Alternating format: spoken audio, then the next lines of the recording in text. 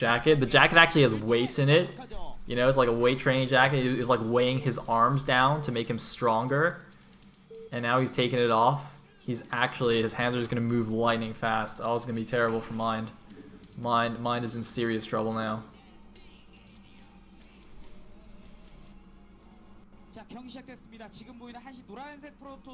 Yes, Tripsoro. It's like taking off the weights in DBZ. That's exactly what it is. That is exactly what has happened here. So, and by the way, I just want to point out that in DBZ fashion, this isn't even his final form, because if you notice, he has another shirt on under his t-shirt. So, were he to lose another game, he has another shirt that he can take off to increase his APM again. See? Bisu knows what's up here. Bisu knows. Anyway, it is now 1-1 as we go into the third game here on Fighting Spirit. Sorry, oh my god, Sniper Ridge, I'm sorry. Oh man, I seem to be a little bit out of it today. So, what do we got here? Mind, top left. Oh, I think we have same positions. Is that right? Top left versus top right? Hey, sweet.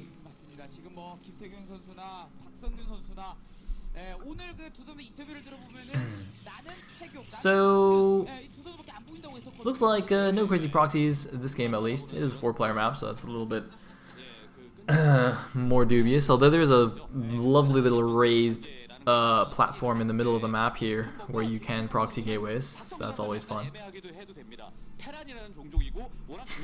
Strip StarCraft. Oh man, I did not even realize. Yes. Oh man, Bisu we need Bisu to keep losing. I wonder what Bisu Dagger would think. Like, okay, so imagine this was Strip StarCraft, right? And so every time you lose, you take off a piece of clothing.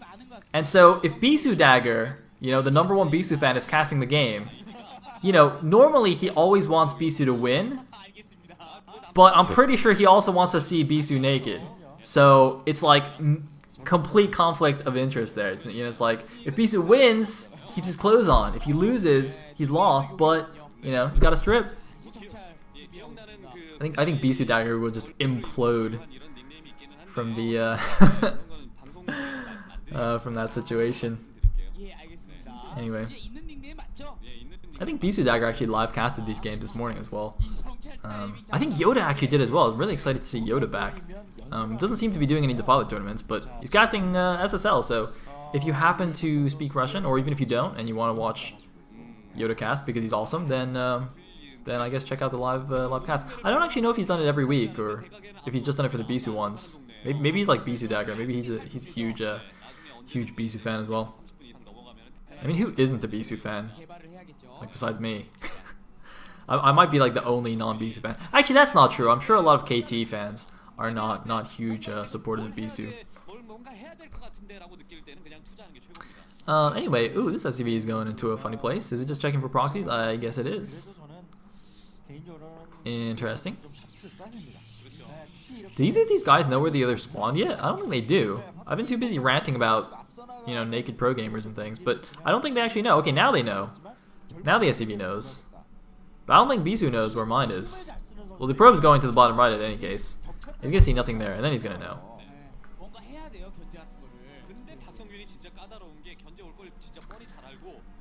So, SCV. I think it's a second SCV actually, because mine against Skydiving 2 is going back. Ooh, it looks like SCV. It was a fake. He lured the goon into that little marine trap on the high ground. So of course Sniper Ridge has these little ridges around the map, as you can see on the mini-map there. Gotta be a little bit careful when running around, especially when once the game goes underway a little bit more and there are spider mines on the map. Laying spider mines on those ridges is a huge pain in the butt, even if you have an obs with your goons. Sometimes because of the mischance and because goons are stupid, they'll just run onto the ramp anyway and just blow themselves up on mines. I mean, that happens on flat ground, but it happens a lot more on these ridges, so it's gotta be a little bit careful.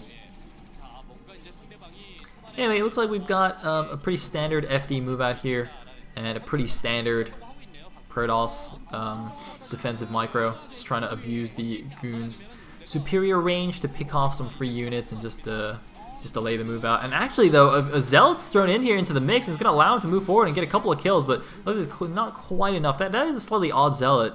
You don't usually see an initial Zealot in PvT unless Protoss is going for some kind of aggressive proxy or for some kind of Reaver action. Or DTs, of course.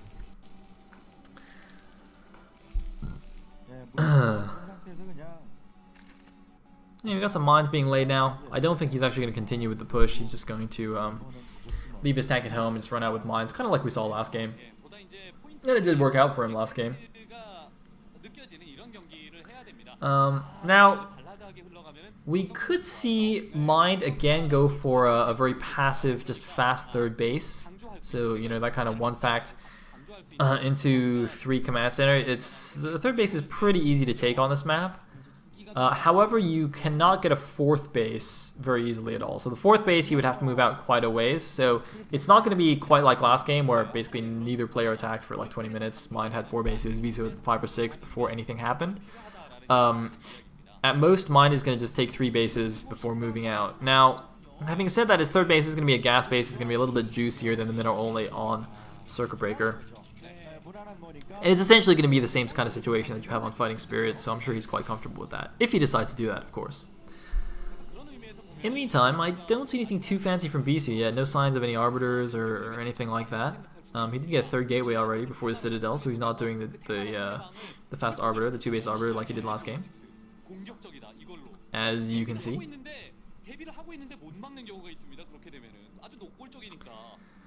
Doop-a-doop-a-doo. I'm actually not sure what he's doing here. By now, he should either be going to take a 3rd or showing some kind of tech.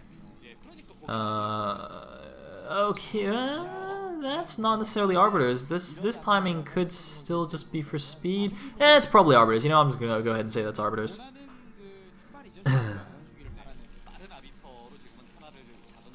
Just going to go out and just say that. Because Arbiters are pretty good. And those are the odds going to come over here. No turrets or anything just yet. That's actually kind of interesting. It looks like mine actually just went for scans instead of turrets. I don't see any turrets. I don't see an eBay. Oh no, there's an eBay. Sorry. There's no turrets though. So at least I was half right, which is, you know, 50% more than usual. He also is going to see 3 factories. And it looks like going to clear out the spider mine. So going to go over here, take the 3 o'clock base. There are a couple of buildings now at the top left of Bisu's main. I'm pretty sure that would be Arbiter Tech, Stargate and Archives at this point.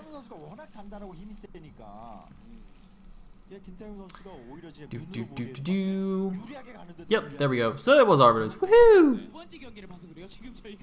This is good. This is good.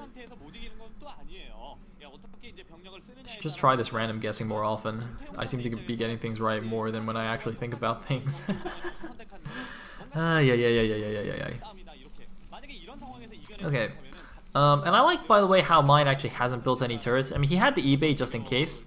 And of course, he will make turrets later. But he seemed to figure... I'm not quite sure what indicated to him that there was no Reaver coming or anything like that, but maybe it was just a calculated risk, but he didn't bother making any turrets and saved himself a bit of money, which is quite nice. It's the kind of thing that you see Flash do, sometimes to his detriment, but oftentimes working out quite well. And we do have a 3rd command center here, so Mind is in fact going to go for that fast 3rd strategy like I mentioned. So effectively what he has to do is, he's got this little narrow ramp leading up to the 3rd base. He just needs to block this little path at the bottom of the base, which he can quite easily wall in with a couple of buildings as well. And then all he has to do is hold this high ground ridge outside his naturals. So it's a pretty nice little defensible position here, and you can see he's even kind of hugging his tanks close to the cliff. He's not spreading them out too thinly, so making sure that he's able to take this safely. In the meantime, Bisu is now just starting to mine from his own 3rd base, which he's also walled in with pylons. And otherwise, everything just going as normal. So once again, gonna have a little bit of a lull before either player decides to go for anything. But again, Terran will be forced to make a move a little bit sooner than last game. It's like observer speed isn't quite done yet, so gonna eat a mine there. Really has to be careful. You can see he actually stopped before going on that ridge. Because if there were like 2 mines on the ridge, that would just be complete death for those goons. Hey, a few vultures poking around. I think they mainly just want to look for a probe that's maybe going to the bottom right to make a fourth. He's actually going to just attack these goons. I assume that's because they already took some damage from a spider mine earlier on, but looks like, yeah, he's going to grab a couple of the goons and then also kill the probe. So this is quite annoying, delaying Bisu's fourth base. You don't usually see vultures just attack the goons head on like that in those numbers unless, you know, they have a significant numbers advantage. In the meantime, we're going to wait for the first Arbiter to come out. Note that in these positions, the recalls into, for example, the third base there at the 12 o'clock would be extremely easy. It's very, very short distance. But of course, Mind does know that as well. Oh no, the probe killed again. Oh my god. That is unbelievably annoying as a Protoss player, let me tell you. Wow, Mind is even just laying more mines in the middle and grabbing more goons. Wow. Mind really playing this well. Oh my god. If Mind beats Bisu, that would be pretty ridiculous. Especially if you consider the rest of the group, like, because I think Poxa mentioned this in the preview as well, but Quanro's in this group, and, you know, Bisu, of course, aside from, you know, being known for being known as an amazing Protoss player, and oh my god, he gets the probe again! Aside from being the revolutionist, Bisu is also the guy who got Hydra busted out of, you know, a couple of OSLs by Shine. So, and you know, we don't have Shine in the Sospa scene, but Quanro is like the next best thing. Quanro, the mega cheesy Zerg. So if Bisu somehow ends up in the losers match in a best of one against Quanro, and gets Hydra busted out, that would be absolutely hilarious. In fact, if that happened, after the cast ended, I would actually go back and watch Bisu Dagger's live cast of this, just to see how sad he is. Because I mean, that would just be so sad for Bisu fans. Oh, he tries to grab the probe again, but he doesn't get it. I don't know what the hell that pylon is doing there. Random pylon on the map. I mean, I guess it's sort of spots any dropships coming in, but it's kind of random. But I think the probe is still alive, so you can finally build a nexus to the bottom right natural. But that is so much later than when Bisu wanted it. That is just ridiculously late fourth base. That's so late that mines might even move out before it even starts mining, or maybe just as it starts mining, so Bisu wouldn't have gained any real advantage from it just yet. But I guess we'll see here. It looks like +1 attack is done. 2-1 is you know, often a signal for the Terran's first push out. But we shall see. Meanwhile, a couple of Arbiters just hiding by the Stargate. It's interesting that Bisu kind of is leaving his Arbiters back. I think he did a similar thing last game. He doesn't just bring them out immediately to use their cloaking powers on the army. He kind of just leaves them chilling in the back. And I think there's an Arbiter going along the 12 o'clock. Look at the mini-map. There's a yellow dot. I think there's a recall on the 12. Come on, Observer. There's a recall on the 12. Recall! He's not showing it, but I promise you it's there. Okay, there's the recall on the 12. And it's going to be pretty effective. Oh man, if he snipes the command center, can he get it? I'm not sure. He's not targeting it. There's a lot of SCVs still repairing. There's a lot of Zealots on the ground to stop them. It looks like he's not going to get the command center. He's going to get a lot of the SCVs here in the base. So this was a fairly effective recall. Even going to run in here and snipe a couple of siege tanks as well. So, wow, he's going to get a third siege tank? Oh my goodness, Mind. I think, I don't know if that's a mistake, but, you know, nice little last use of those Dragoons. Gonna even grab him a couple of tank kills. So that was a pretty effective recall there from Bisu. And in the meantime, he's getting a fifth base up at the bottom right main as well. I don't know what became of that shuttle that the Observer was showing us earlier. But whatever it is, it probably wasn't as exciting as that recall. It's probably still alive somewhere, actually. Yeah, there it is. I don't know what it's doing, though. Maybe he tried to go into the main and there were turrets there, so he just came back. Anyway, a couple of SCVs going over to replenish the mineral lines here at the mineral only. Again, Mind doesn't really seem to be showing any signs of going to take a fourth, because the fourth for him would be the 9 o'clock base, which is fairly far away from his nice little cozy position out by his natural. But he's going to have to make a move fairly quickly, because Bisu is getting this base up at the bottom right. He's getting gateways up, which is arguably more important than the Nexus even. To get that second source of gateways. So Mind really has to think about making a move in the next couple of minutes. You know, even if he doesn't want to just go for the kill and wants to actually play a longer game, he still has to make a big push just so that he can expand. So even if his plan was the longer game, he has to move out and attack Bisu so he can go and expand to the 9 o'clock while Bisu's too busy holding off the push. But it looks like Bisu's not going to let that happen. He's going to go for another recall here. Not enough turrets defending. There are a couple of mines there, though. Recall the mines!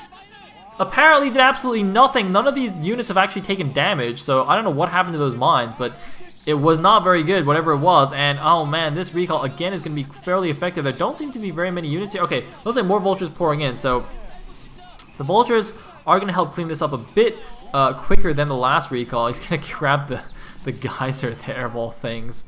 And he killed a few SCVs again. Looks like 1-1 is now done for the Terran as well. Actually, 2-1 I think just finished. So so mine might think about moving out soon, but he has lost a few more SCVs in units, so I don't know if he quite has enough. But Bisu is actually getting a little bit out of control here. So, I mean, if you just look at the mini-map here, he's got his 5 bases nice and established. He's thinking about taking a 6th base. He's got a lot of gateways at both the top right and the bottom right mains. But here's the move out. Here we go. 2-1's done. I'm not sure what supply is at. Probably 170 or so. Probably lower, actually, given the recalls. But, oh my god, again, not the greatest position. But looks like Bisu also doesn't quite have all these units together either. So he can't quite go in. He also needs the Arbiters to come in. And here we go. He's going in. Is he going to get a stasis on the vessels? That could be big. Yes, it is. That is going to delay the push again. Because for some reason, it doesn't look like there's actually any more vessels besides those 2. And mines can't really afford to move out without vessels, not really because of the cloaking, which is fine because he has Comsat, but because he needs those EMPs.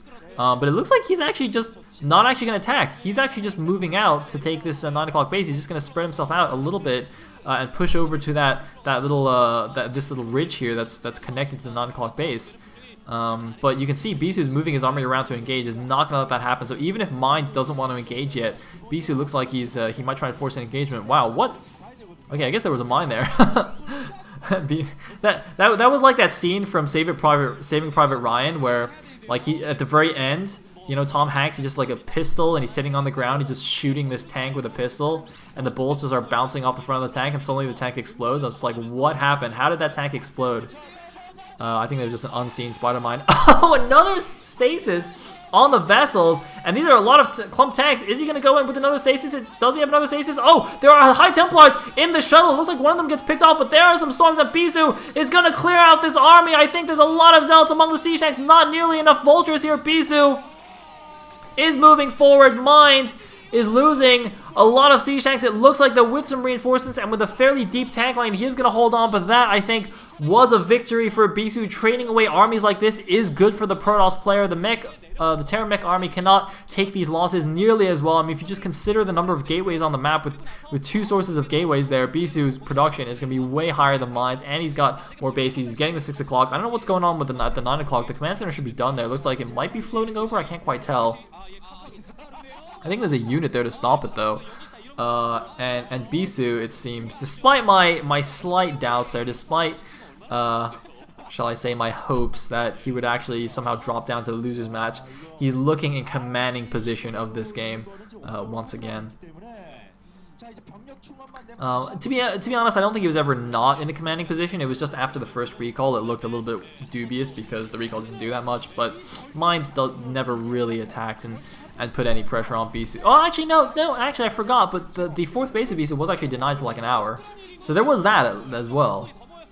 But the first big attack, the first big push failed, and that oftentimes spells doom for the Terran player in TVP. It's very difficult to come back from a loss like that. So it looks like Bisu now moving along to the left side of the map just to deny this 9 o'clock base. Mine's got a few units in position. He does get an EMP off. I think he hit the Arbiter, but there's just so much stuff on the ground that it's not, and there's no Vulture or Spider Mine cover. That it's not going to quite be enough. Although the shuttle with the High Templars in it is going to die because Bisu's not paying attention. And in fact, all the Zealots are dead. If Mind has a couple more tanks in the back, maybe he can do some more. But it looks like no, there's just too many goons here. And they have a high ground ridge and there's no support from the back for any more tanks. And this base is going to fall here. He might save some of the SCVs, but I'm pretty sure the command center at least will die. Looks like he's not even pulling SCVs. He's actually... Wow, Bisu for some reason didn't move all the goons there. He only moved half his goons into that base and the other half back. And it looks like he's not getting the command center. He's just going to go after the SCVs instead. I'm a little bit surprised. I don't know what happened there. It might have been a hotkey error or something like that. But he didn't move all his goons in. I'm pretty sure he should have. I mean, it could have been deliberate in that he didn't want to get trapped in there and lose his goons, but that's a little bit strange to me. Why he split them up like that. Anyway, mine actually manages to save the 9 o'clock. Whoa, that is a lot of arbiters, and that is a... Are they all in the same hotkey? That is a rookie error. You do... okay, well, you can have them in the same hotkey, but then they just get really clumped. You have to, like, deliberately split them. I mean, look at those. 1 EMP is going to hit 4 arbiters. That's not what you would expect someone of Bisu's caliber to be doing.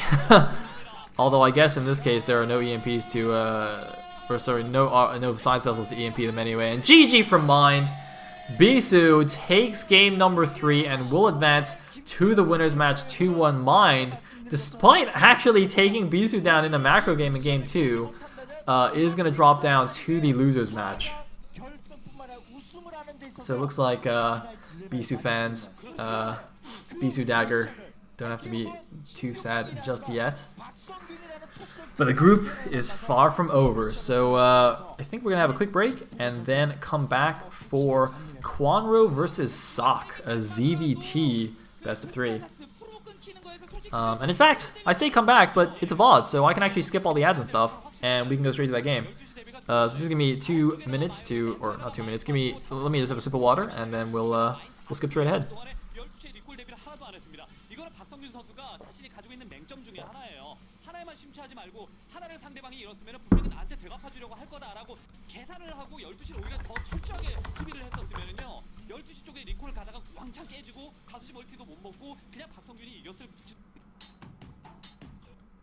Alright, blah blah blah. Everybody buy fixed things if you're in Korea. I don't know if you can get them outside Korea. Buy shoes from Symbol Farm, again if you're in Korea. and yeah. By the way, the teams playing in Sonic's Pro League actually all have sponsors now. So even though they're playing under their old names, like, you know, SKT or MBC or whatever, they actually have new sponsors and new team names. So for example, I don't know if you guys noticed, but in these games, Bisu was using the HTML tag. I don't actually know what that stands for. I mean, I can't imagine there's a company called HTML or something, but maybe there is. I don't know. But yeah, I assume that's the new sponsor for Neo SKT, I suppose.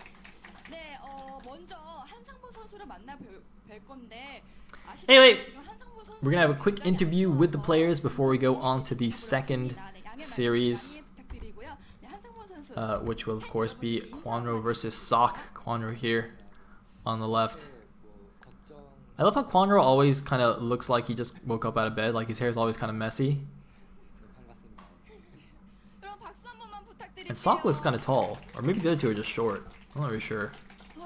I need to see him stand next to Shiny to really tell. The Poxite confirms that SKT's sponsor is indeed HTML. So is that like a company? What do they do? I hope it's actually a tech-related company.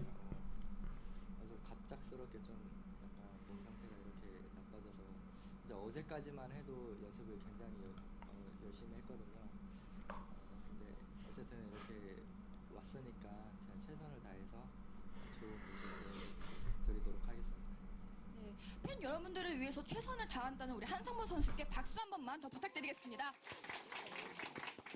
Hey, it's the boxer guy, the blind guy who played boxer. He's here again. That guy is a serious fan.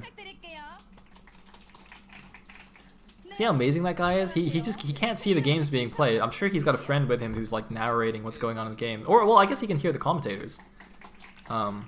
But that guy is awesome. 32강 인터뷰 때 제가 잠깐 봤는데 30대 인터뷰하실 때는 긴장이 별로 안 되신다고 하셨어요.